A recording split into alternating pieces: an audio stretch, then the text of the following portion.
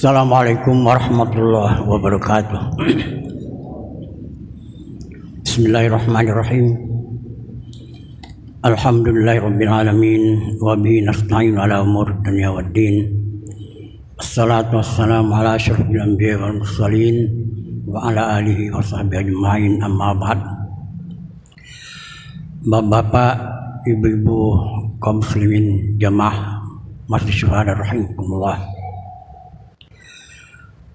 Tak henti-hentinya kita menyampaikan ucapan hamdalah wa syukurullah, di mana pada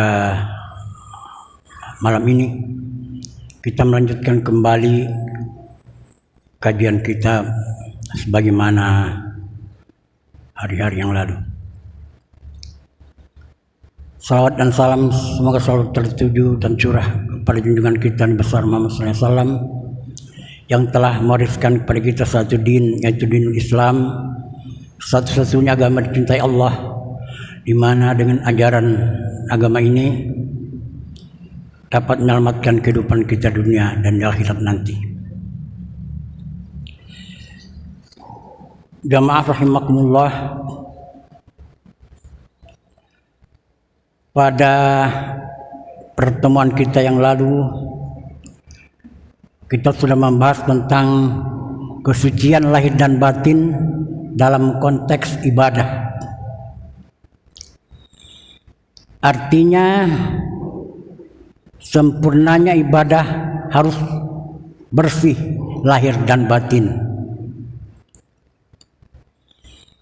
Bersihnya lahir berarti menyempurnakan syariat, dan bersihnya batin atau hati dapat mencapai tingkat hakikat dalam ibadah. Di dalam ini contoh konkretnya tentang pengertian syariat dan hakikat. Ayat ke-6 dari surah Al-Fatihah yang selalu kita baca dalam setiap salat sekurang-kurangnya 17 kali sehari semalam. Ayat yang ke-6 berbunyi iyyaka na'budu wa iyyaka nasta'in. Iyyaka na'budu itu bapak-bapak adalah bentuk syariat, sedangkan wa iyyaka nasta'in itu adalah hakikat.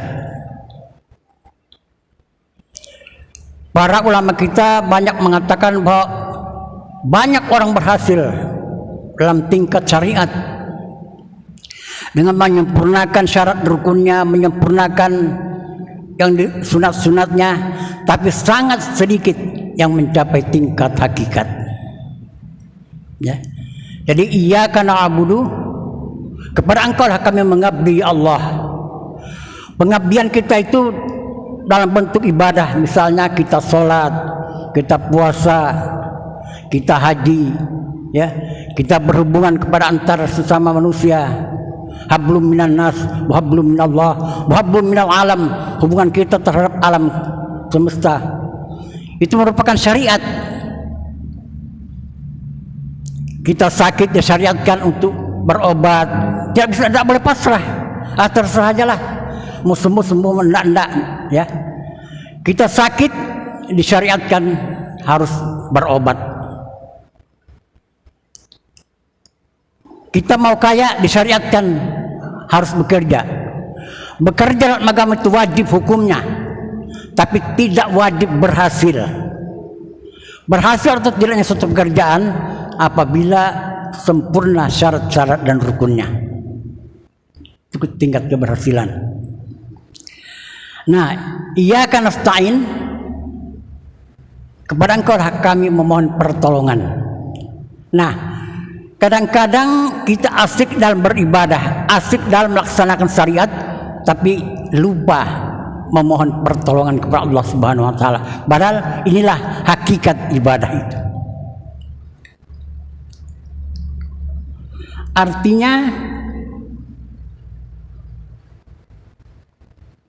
kita selalu memohon pertolongan dan bantuan kepada Allah. Kita selalu menyebut harapan taufik, hidayat, inayah dari Allah Subhanahu wa taala. Sebenarnya ini hakikat. Ya. Hakikat yang perlu dipahami oleh setiap orang yang beribadah. Artinya dalam setiap ibadah kita harus memahami dan meyakini bahwa tanpa hidayah dan pertolongan Allah kita tidak akan bisa melakukan apa-apa. Tanpa bantuan hidayah dan pertolongan Allah kita tidak bisa berbuat apa-apa. Karena kita kan meyakini bahwa la haula wala quwata illa billah. Kita ini tidak ada daya, tidak ada kekuatan terkecuali semata-mata bantuan dari Allah Subhanahu wa taala.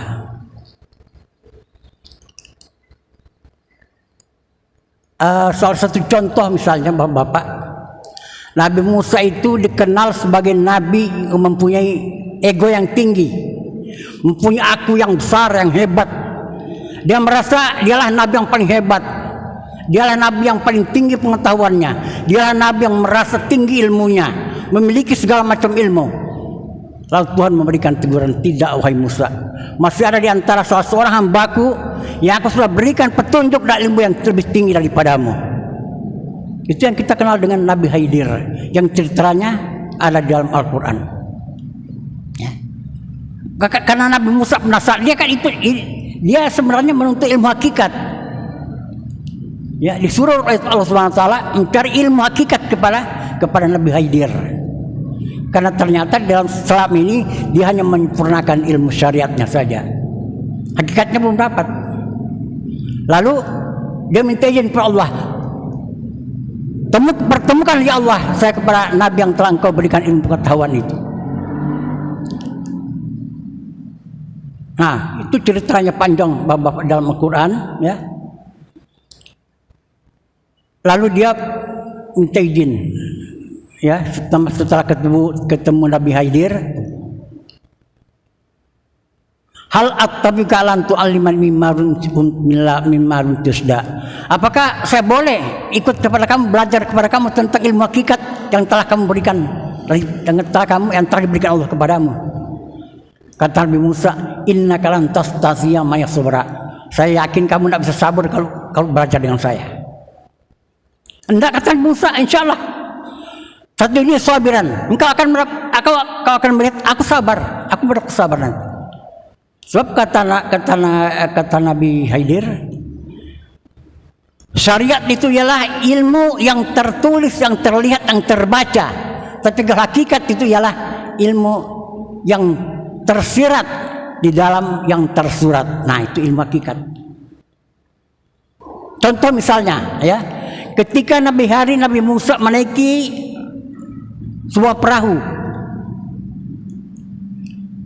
lalu perahu itu dibocorinya, ditembusnya. Kata Nabi Musa, kenapa maka dibocori perahu orang, maka perahu baru. Nah, kenapa? Itu sudah, karena dia tidak tahu hakikatnya, tahu dia ilmu hakikatnya belum ketemu. Kata Nabi Khidir, innaka lan tastati'a ma'a sabra. Suruh kupadahkan ikan karena kau sabar lawan aku. Kata Nabi Musa, maafkanlah saya lupa. Kemudian ketemu lagi dengan anak kecil, dibunuhnya lagi. Kata Nabi Musa, kenapa jadi dibunuh lagi anak ini? Nah, kan sudah kasih tahu, innaka lan tastati'a ma'a sabra. Berapa kali ulang dalam ayat Al-Quran ayat ini. Kamu tidak bisa sabar, menuntut ilmu hakikat itu tidak mudah. Dan seterusnya. Sampai akhirnya dikatakan, setelah 3 kali bertanya, apabila engkau bertanya sekali lagi, kata Nabi Khidir, fala tusahibni, kamu jangan lagi sudah menemani aku. Karena sudah sampai batas waktunya kita harus berpisah. Tapi sebelum kita berpisah, akan saya jelaskan kenapa perahu itu saya bocori, kenapa anak kecil laki-laki itu saya bunuh, ya. Kemudian satunya lagi, kenapa jadi dinding yang merebah itu saya dirikan.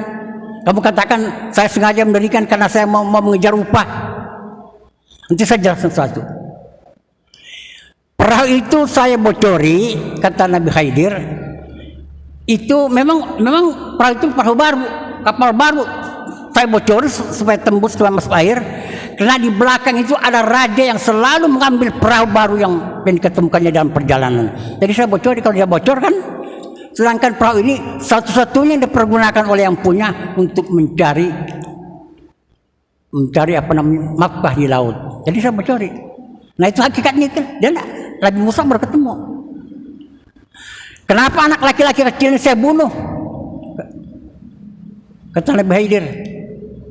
Karena di dalam diri anak-anak kecil ini ada tanda-tanda kekafiran, tanda-tanda kekufuran. Kalau tidak saya bunuh, ini akan menyebarkan fitnah di tengah-tengah kehidupan masyarakat. Dan banyak nanti orang menjadi kafir oleh karenanya. Makanya saya bunuh. Tuhan akan menggantikan lebih baik daripada ini. Nah, adapun dinding yang merebah di tengah kota ini, saya dirikan karena di bawahnya ada harta benda anak yatim yang sedang duduk di atasnya itu. Kalau saya dinding yang sudah rebah saya tegakkan kembali, harta ini tidak bisa mereka peroleh. Padahal itu adalah harta warisan dari para orang tuanya. Jadi memang ilmu hakikat ini tidak semudah yang kita bayangkan. Rasulullah bersabda, "Inna likulli syai'in syari'atan." Sesungguhnya segala sesuatu itu inna likulli syai'in haqiqatan.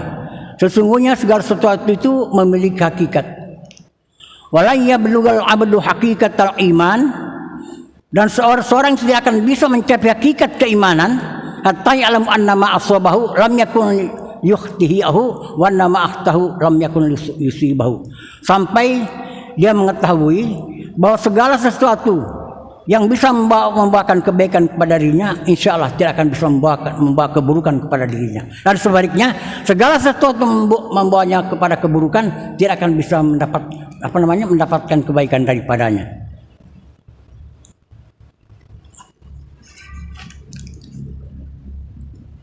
Jadi syariat ialah segala peraturan-peraturan bagi umat Islam yang bersumber dari wahyu Allah Subhanahu wa taala, meliputi aturan-aturan manusia dalam berhubungan kepada Allah, hablum minallah, berhubungan kepada manusia, hablum minannas, dan berhubungan kepada alam sekeliling. Ini kita kenal dengan istilah hablum minal alam. Nah, sedangkan pengertian ibadah itu ialah al-ibadah ismun jami'un yuhibbullah wa yardah. Ibadah itu ialah sekumpulan nama yang disenangi dan disukai oleh Allah, baik dalam ucapan, perbuatan, dan tingkah laku. Ini ibadah. Jadi semua kegiatan kita Bapak-bapak, sejak kita bangun tidur sampai kita mau tidur kembali, itu bisa bernilai ibadah asal diniatkan kepada Allah dan mencapai keridhaan Allah. Oleh karena itu, dalam setiap kita mengatakan sesuatu, berucap sesuatu, wala taqulan lisyai'in inni fa'ilun dzalika ghadan. Kan orang banyak kadang-kadang kalau sudah asik bicara, wah besok saya mau ke Banjarmasin. Seperti kata pasti gitu. Saya besok mau ke Samarinda, besok saya mau berangkat ke Balikpapan. Tapi kata Allah jangan. Wala taqulan lisyai'in inni fa'ilun dzalika illa ayyasha Allah. Ucapkanlah insyaallah. Insyaallah kalau tidak halangan saya mau ke Banjar. Jadi segala kegiatan kita itu tetap kita sandarkan kepada Allah Subhanahu wa taala dalam rangka mencari keridhaan Allah untuk mencapai tujuan hakikat itu sendiri. Ya, kadang-kadang kan kita karena keasikan misalnya, kita kadang-kadang tidak ingat lagi saya bersandar kepada Allah. Ya. Padahal itulah, oleh karena itu dikatakan bahwa al-hakikatu bila syariah batil. Hakikat saja tanpa syariat itu batil. Sedangkan syariat tanpa hakikat itu tidak sempurna. Malah ada yang mengatakan bahwa amal kita kosong atau bolong tanpa hakikat. Nah, salah satu sarana untuk mencapai hakikat itu ialah menyempurnakan doa dalam ibadah. Jadi kalau kita memang habis mengaji kah misalnya, habis ibadah kah, kita jangan ketinggalan berdoa kepada Allah Subhanahu wa taala. Cerita seorang laki-laki di zaman Rasulullah, ada seorang laki-laki rajin berjamaah dan selalu di belakang Rasulullah. Jadi Rasulullah hafal. Sehingga pada suatu hari, tapi anehnya begini, setiap habis sholat dia tidak sempat lagi berzikir, tidak sempat lagi berdoa, langsung angkat kaki.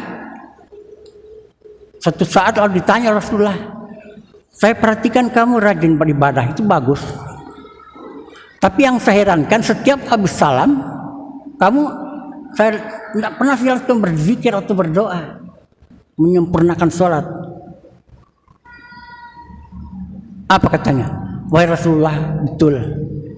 Saya ini punya sarung cuma satu, gantian lawan bini. Nah, sementara saya sholat ini, bini ulun itu mesti harap di rumah menunggu sarung. Itu ceritanya, kisah di zaman Rasulullah. Ya, begitu miskinnya tuh hidup, laki bini bisa tapi sebutin aja. Kira-kira kita semiskin-miskinnya hidup di dunia ini, karena jual kalau belum ada jual, itu laki bini besi.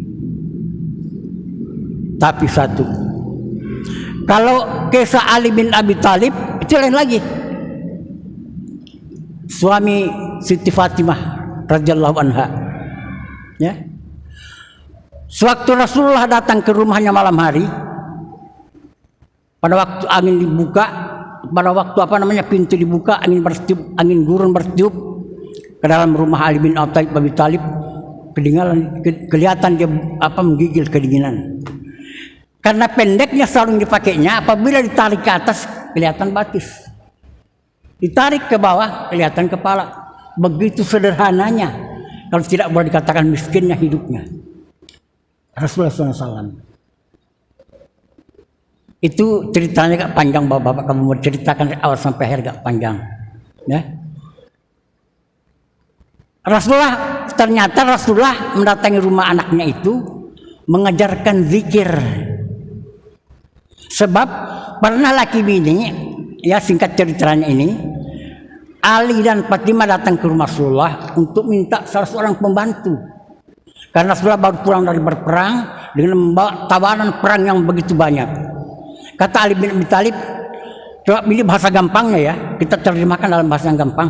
Coba Bang Ikam minta sikung aja pembantu tawanan perang dari Rasulullah untuk membantu kita menggiling gandum. Itu tangan Fatimah itu lecet-lecet tiap hari menggiling gandum untuk menghidupi keluarganya. Itu kan Nabi Muhammad itu kan bapakmu. Coba Ikam ke sana. Datanglah dia malam hari ke sana. Rasulullah sudah tahu. Rasulullah itu kan ini begitu datang anak yang sangat dicintainya, dia sendiri menyambut di pintu. Tapi Rasulullah berkata, apa keperluanmu nak datang ke sini malam-malam? Enggak ya, cuma sekedar silaturahmi aja, jalan-jalan aja. Keinginan yang kuat itu tidak sempat disampaikan, pulang dia.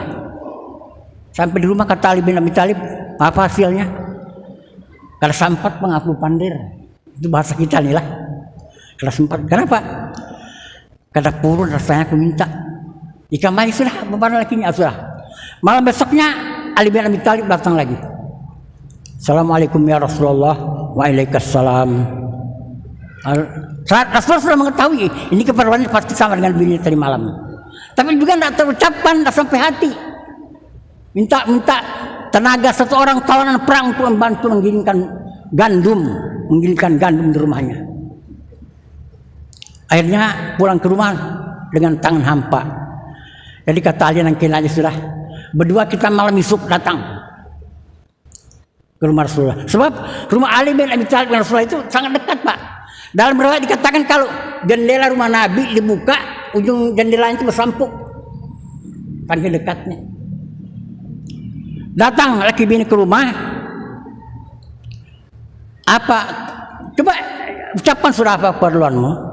Insya Allah ayah akan menyempurnakan keperluanmu. Kada sempat dua benar, kada kawa juga. Nah, pulanglah mereka. Besok malam baru datang. Inilah lanjut. Ini tadi awal cerita nih. Rasulullah sendiri datang.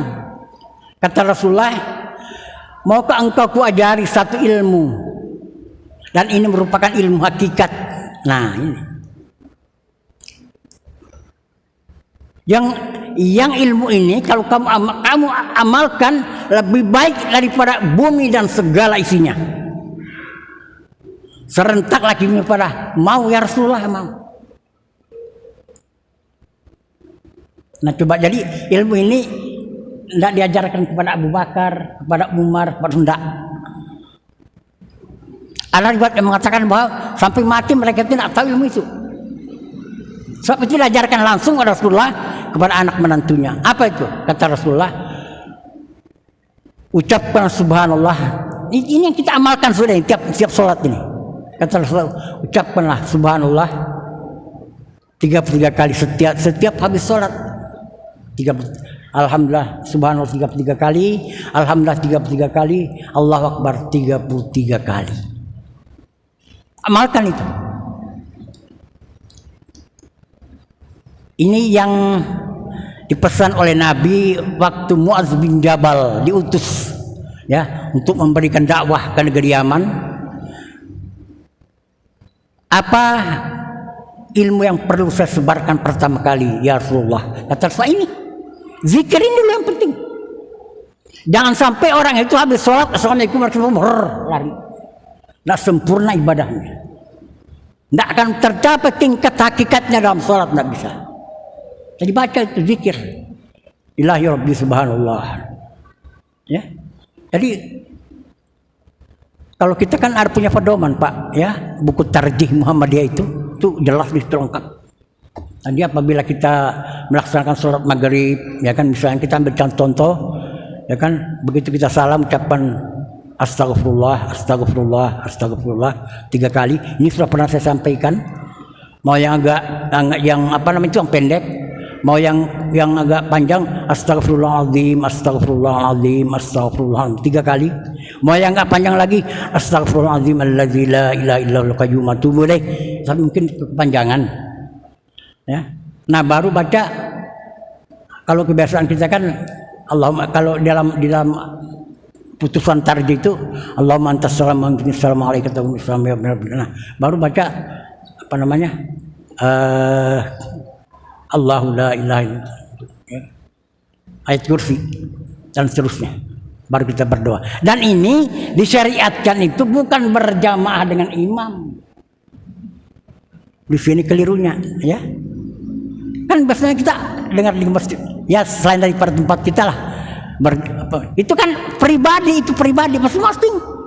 Disyariatkan tuh di ilmu fikihnya mengatakan tidak ada, dan memang maaf ya bapak-bapak, tidak ada satu perintah, satu ayat pun, satu dalil pun yang menyuruh kita membaca itu secara berjamaah dengan imam. Karena di dalam ilmu fikihnya itu kalau kita sudah mengucapkan assalamualaikum warahmatullahi ke kanan, assalamualaikum, itu putus hubungan dengan imam, selesai sudah. Jadi kita zikir, berdoa masing-masing kita menurut keperluan kita, menurut kepentingan kita, silahkan berdoa. Kata Rasulullah, silahkan berdoa. Fa idza qadaytumus sholata fadhkurullaha qiyaman wa qu'udan wa 'ala junubikum. Nah, itu perintahnya. Jadi kalau kita sudah selesai wa idza qadaytumus shalah, selesai salat, fadhkurullaha, zikir kepada Allah. Ya. Nak tempat di masjid zikir, pulang ke rumah. Di waktu berdiri, di waktu berbaring, di waktu duduk, waktu kiaman, waktu umur dan wala junubikum, banyak kesempatan. Setiap saat kita disyariatkan, disunatkan untuk berzikir. Tujuannya apa? Untuk mencapai tingkat hakikat di dalam ibadah kita.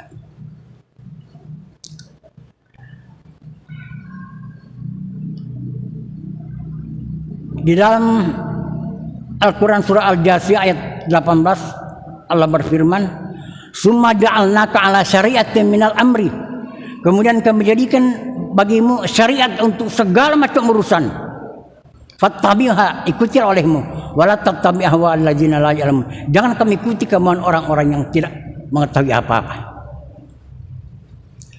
Dan syariat agama itu tidak bisa diganti atau dirubah maupun ditambah atau mau dikurangi karena sudah sempurna. Hal ini ditegaskan Allah dalam Al-Quran surah Al-An'am ayat 15 yang berbunyi wa tammat kalimat rabbika sidqan wa lam badil kalimati wa huwas samiul alim. Dan telah sempurna kebenaran dan keadilan dari Tuhanmu dalam syariatnya. Jelas seorang pun yang boleh mengganti atau menukar ketentuan itu, dan dialah yang mendengar lagi maha pengasih. Jadi syariat ini bapak-bapak kita tidak boleh lagi tidak boleh membantu, tidak boleh menambah, mengurangi, ya karena sudah sempurna dari asalnya. Nah, di samping itu, Bapak-bapak, kita perlu juga mengetahui sesuatu yang bisa merusak syariat agama kita. Syariat Islam yang mulanya murni dan luhur, dalam perjalanannya dihadapkan kepada berbagai tantangan-tantangan sehingga wajah syariat Islam tidak lagi murni seperti pada zaman Rasulullah SAW. Bayangkan, puluhan tahun setelah Rasulullah berpulang ke rahmatullah, hampir setiap hari Anas bin Malik ditemukan di Masjid Madinah selalu menangis di dekat mimbar Rasulullah. Sahabat bertanya, kepada engkau, kenapa engkau kelihatannya selalu menangis? Kata Anas bin Malik, bagaimana saya tidak menangis melihat tata cara ibadah sekarang yang sudah jauh menyimpang dari ajaran Islam. Itu hanya beberapa tahun, Bapak-bapak. Apalagi kita sekarang ini sudah hampir 1500 tahun ditinggalkan Rasulullah. Bagaimana? Tidak ada yang menjamin keaslian, sudah ada. Dan Rasulullah sudah memprediksi. Oleh karena itu kata Rasulullah, itu sering saya sampaikan di majelis ini, tugas kita ialah menghidupkan kembali sunnah Rasulullah SAW. Kalau mau ajaran Islam ini selamat, hidupkan sunnah Rasulullah. Coba Bapak lihat, ya, kalau misalnya yang sudah naik haji misalnya, orang melihat beribadah di tanah Arab di masjid itu, kalau kita lihat, kalau orang pemula bingung memang melihat, ya, bingung melihat. Kita kan kalau sudah takbir disunatkan, kita sebelum takbir malah kita disunatkan lihat ke tempat sujud, baru kita angkat takbir. Orang hitam lain, orang hitam kami Bapak mungkin yang sudah, orang hitam sudah takbir, itu mulut, ini mencari kawal. Nah, kalau ketua, nah ini kan, ini kan sebatal nih, 3 kali gerak di luar perintah itu sebatal. Itu mau dituruti, jangan, salah. Jadi itu salah satu contoh. Oleh karena itu kata Rasulullah, sebelum kita beribadah itu al ilmu qabla al amal. Carilah ilmu sebelum kita beramal. Ya, karena amal ibadah dilaksanakan secara buta-buta, ya. Saya anggap buta-buta, istilah tanpa ilmu itu bisa salah. Contoh, sholat itu adalah seutama-utama ibadat, ya. Sholat itu adalah sebaik-baik ibadat dan seutama-utama dan penentu segala ibadah adalah sholat. Tapi kita tidak bisa sholat sembarangan. Ada tempat-tempat yang tidak dibolehkan kita sholat. Contoh, salah satu contoh, di sumur Zam-Zam. Tapi ternyata saya perhatikan kok banyak orang-orang kita sholat. Coba, kenapa? Ini karena tidak ada ilmu, tidak ada ilmunya, tidak tahu ilmunya. Sholat itu yang bagus. Sholat di bawah Ka'bah di sumur Zam-Zam, ya. Ka'bah kan di atas, menghadap kemana? Ke sumur Zam-Zam. Habis sholat saya tanya, Pak, sampean tadi sholat? Iya Pak, sholat saya. Menghadapnya kemana? Ke sumur Zam-Zam. Masya Allah, di mana-mana dapat ilmu. Ya, saya bilang maaf, Ka'bah kan di atas Pak. Kalau sampean mau sholat tentang, tapi memang tidak boleh. Kan petugas teriak-teriak, maafis sholahuna, hajja, maafis sholahuna. Tidak ada sholat di sini, doa faqat, doa aja kita di situ. Tapi karena itulah saya katakan bahwa karena ketidaktahuan, tidak punya ilmu, akhirnya ya sembarang sholat sembarang tempat. Di tempat penyembelihan kita tidak boleh sholat, di dekat pembuangan sampah kita tidak boleh sholat, ya kan? Di kandang-kandang kambing tidak boleh kita sholat. Termasuk di atas Ka'bah, di puncaknya itu nggak boleh sholat. Malah kita disunatkan di Hijr Ismail itu. Suatu saat Siti Aisyah radhiyallahu anha, istri Rasulullah, mereng-reng kepada Rasulullah, saya kepingin sekali masuk dalam Ka'bah sholat. Bagaimana caranya? Rasulullah menarik tangan istrinya, masukkannya ke Hijr Ismail. Nah, sholat kamu sini.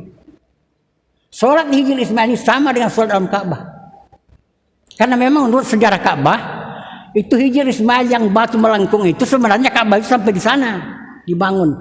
Cuma karena bahan bangunannya itu tidak sampai, tidak cukup, nah sudah sampai di situ aja. Ya. Kata Nabi Ibrahim, kita tandai aja sudah dengan lingkaran seperti ini.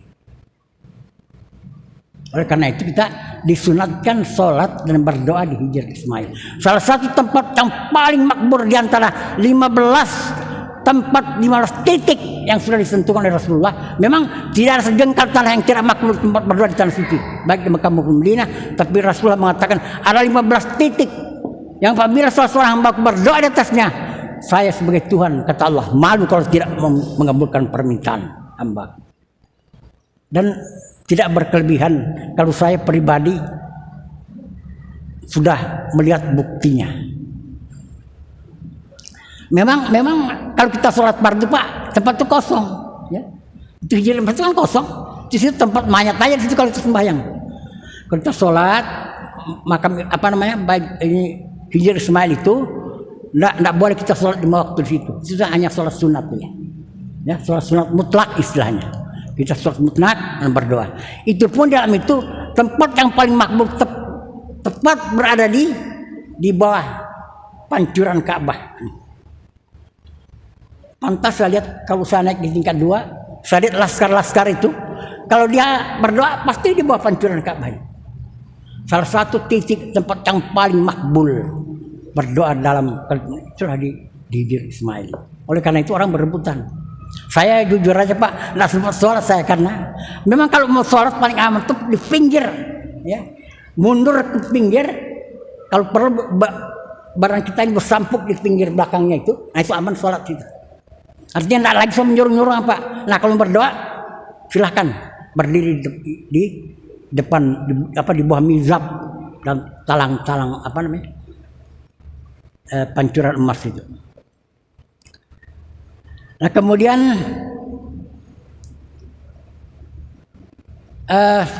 saya jelaskan kembali tentang hal-hal yang bisa merusak syariat Islam ini. Yang pertama itu ialah bid'ah. Ini yang paling berat kerusakannya, ya, dalam syariat kita ini, bid'ah ini. Tambahan-tambahan dalam ibadah yang tidak pernah dicontohkan oleh Rasulullah maupun para sahabat-sahabat. Kata Rasulullah, dan ini memang sudah diprediksi Rasulullah. Kata Rasulullah, "Satastariqu ala ummati 73 firqah." Umatku nanti akan berpecah belah dalam 73 golongan. Tidak pasti, tapi begitu. Itu sabda Rasulullah, hadis sahih diriwayatkan oleh Imam Bukhari dan Muslim. Sataftariqu ummati ala 73 firqah, kullum finnar, kata Rasulullah. Umatku akan berpecah berfirqah-firqah 73 firqah, kullum finnar, semua masuk neraka illa firqatun wahidah, kecuali satu saja. Yang mana kata sahabat? Ma'alayya wa ashabi, apa-apa yang datang daripada aku dan dari sahabat-sahabat itu. Sekarang ini kan banyak macam-macam ibadah tambahan, karena ada pendapat yang sebagian orang mengatakan siapa yang banyak amalnya itu masuk surga. Itu menurut orang, jangan menurut orang itu beribadah, menurut Nabi, menurut sunnah Rasulullah, itu yang betul. Ya, ini kadang-kadang Bapak Ibu, maaf ini, kadang-kadang ada guru, ya, di mana jamaahnya itu berpingkut mati lawan gurunya, ya. Pengalaman saya dulu naik haji, karena saya sebagai pembimbing ditunjuk, jadi bilang dokter kloter, Pak Ustadz, saya lihat jamaah kita laki-laki ini kok ada pakai kaos kaki, dia sedang pakai pakaian itu pakai kaos kaki. Nah kan laki-laki kan tidak boleh. Ya? Saya tanya, Pak, kok sampean pakai ini? Saya kan mau ini pakai kaos kaki. Pak, guru saya menyuruh, guru saya di kampung menyuruh pakai kaos kaki. Saya bilang pakai kaos kaki itu perempuan Pak, itu betul. Kalau laki-laki tidak boleh, Bapak didenda itu. Kalau memang tahu dan memakai, didenda 1 ekor unta, berani tidak? Pak, saya tidak tahu. Nah, cepat buka itu. Nah itulah ibadah tapi tidak punya ilmunya. Karena kata Rasulullah, ya, apa namanya? Al ilmu qablal amal. Cari ilmunya. Sebelum kita beramal itu, sebelum kita beribadah, cari ilmunya dulu. Ya, seperti pernah saya sampaikan di sini, kun aliman. Jadilah orang yang berilmu, artinya cari ilmu dulu. Belajar dulu. Ya, tidak bisa baca, tanyakanlah. Mutaliman, atau orang yang mengajar ilmu, jadi guru. Mustami'an, atau jadi pendengar, rajin mendengar, menghadiri ceramah, ya, tajwid, majelis pengajian dan sebagainya. Wala takun robian, jangan jadi orang keempat. Artinya jadi orang keempat itu mencari ilmu tidak, jadi guru tidak, ya, rajin mendengar tidak. Fatuhliku, kalau jadi orang keempat kamu akan rusak, kamu akan hancur. Ini pesan Rasulullah dalam kesempurnaan ibadah kita. Nah, beda ini Bapak, ya. Banyak sebenarnya. Kalau kita mau butir satu persatu itu Masya Allah. Memang, tapi kalau kita apa namanya? Kita kemukakan di dalam orang-orang yang tidak mengerti, ya, terutama di lingkungan, di luar lingkungan kita, wah itu kita memang dapat tantangan yang berat karena sudah mendarah daging, ya. Sudah mendarah. Sebab bid'ah inilah salah satu kebiasaan yang merusak ibadah. Karena nilai setitik rusak susu sebelanga. Nah itu kuncinya di situ. Contoh misalnya, ya. Banyak contohnya. Ini saya inventarisir banyak sekali ini. Ya. Misalnya saja, tapi ini memang agak berat memang ya, karena ini sudah meredagi masyarakat. Misalnya doa nisfu Sa'ban, ini para puasa kita nih. Ya. Doa nisfu Sa'ban itu saya nggak ngerti itu dasarnya di mana ilmunya, kan. Puasa nisfu Sa'ban kita nggak ngerti. Ada pengalaman saya Pak, ya. Saya menyelesaikan pendidikan di Samarinda itu, saya pulang pas pertengahan Sa'ban, nisfu Sa'ban. Jadi saya dari Samarinda itu karena satu asrama itu puasa semua, ya saya ikut-ikutan aja. Sampai di Penajam, di tempat orang tua saya, jam 11 siang. Bilang mama saya almarhum, makan sudah nak? Sarapan. Saya bilang anu mak, saya puasa. Bilang bapak saya, sejak kapan Nabi Muhammad puasa di Sa'ban? Wah, saya langsung aja buka, memang lapar. Ya, di mana dalilnya? Kamu dapat di mana? Itu yang kamu peroleh di sekolah. Wah, saya marah begitu, lah enak juga saya rasanya. Ya, itu yang kamu peroleh kamu sekolah di Samarinda.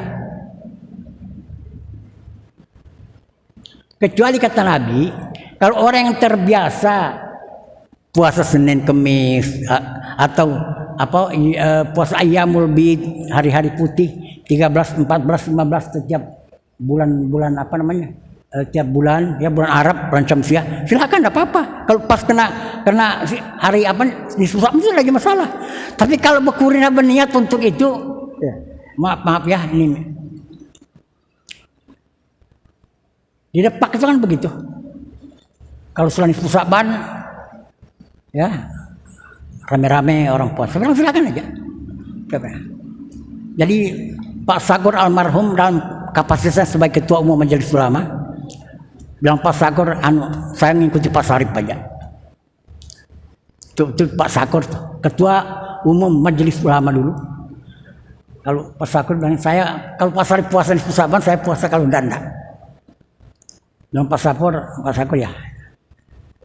Itu ya, misalnya.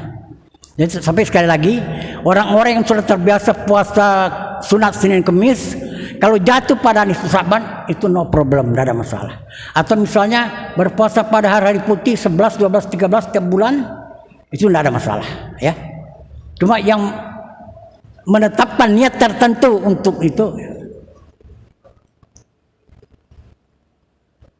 ya termasuk misalnya talqin di kuburan, ya itu, ya itu Imam Syafi'i sendiri menyatakan tidak ada dasarnya itu. Jadi Imam Syafi'i mengatakan tidak, tapi Syafi'iyahnya mengiyakan, pengikutnya yang mengiyakan, ya. Lakinu fiha mautakum la ilaha illallah. Talkinkan orang yang mau menghadapi yang sedang sakratul maut, itu yang talkinkan. Dilafazkan kalimat la ilaha illallah. Itu pun di telinga kanannya kata Rasulullah. Sebab barang siapa yang akhir hayatnya mengucapkan la ilaha illallah, dakhala jannah, pasti masuk surga. Tidak ada keraguan-keraguan. Nah itu bukan talqin di atas kuburan. Kasih di Quran sudah jelas, innaka la tusmi'ul mauta wa la tusmus summa du'a. Kamu tidak bisa memperdengarkan orang yang sudah kubur, di alamnya sudah lain. Ngapain membuang-buang waktu? Di Quran, ini kan Quran ini, bukan hadis. Kalau hadis boleh kita bahas, tapi Quran. Innaka la tusmi'ul mauta. Kamu tidak bisa memperdengarkan apapun yang kamu baca di atas kuburan itu, biar 3 hari 3 malam kita talkinkan, tetap lain kalau Rasulullah. Kalau Rasulullah itu bisa mendengar, Pak. Satu mukjizat Rasulullah itu hebat. Orang di kubur itu Rasulullah bisa tahu orang yang disiksa di kubur nih. Waktu sahabat yang bernama Nuaim meninggal, ada salah seorang sahabat Rasulullah yang paling disenanginya bernama Nuaim itu meninggal. Dalam riwayat dikatakan dia sendiri memandikan, dia sendiri mengafani, lalu menyolatkan. Begitu jamaah semua pulang mengantarkan kuburan, dia tinggal sendiri, sahabat tinggal. Jadi kata Rasulullah, pulang aja kamu, biarkan saya tinggal sendirian di kuburan. Jadi sahabat bilang, ngapain Rasulullah di kuburan sendirian? Dia mau mendengar sahabatnya ini masuk ahli surga ke ahli neraka kah? Karena nanti kalau begitu orang pulang, ya, di dalam riwayat dikatakan sampai mayat itu masih mendengar terompah bunyi sandal sepatu yang mengantarkannya ke kuburan. Setelah hilang istilah datang sudah mungkar nakir. Dari percakapan pertama Rasulullah sudah mengetahui apakah sahabat saya Nuaim ini masuk ahli neraka ke ahli surga. Begitu datang mungkar nakir, apa katanya? Assalamualaikum ya ahlal jannah. Selamat dan sejarah kepada engkau wahai ahli surga. Pulang sudah Nabi, yakin sudah ini masuk surga, ini masuk surga. Ucapan mungkar nakir sudah didengar Rasulullah. Assalamualaikum ya ahlal jannah. Keselamatan kesejahteraan bagimu wahai ahli surga. Sudah pulang sudah Nabi. Ya sudah yakin masuk surga teman saya. Nah, sahabat dengan waktu mendengar berjalan beberapa orang sahabat, tiba-tiba beliau stop dalam posisi seperti mendengar sesuatu. Kata sahabat, kenapa Rasulullah?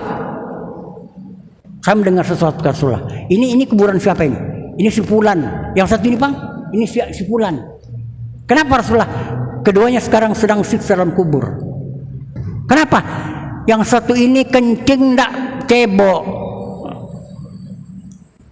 Kencing tidak cebok, tidak berbasuh, pipis tidak berbasuh. Yang satunya ini suka gibah, menceritakan cacat orang, aib orang, ini kerjanya. Nah coba, itu salah satu contoh untuk kita dan umat Rasulullah SAW.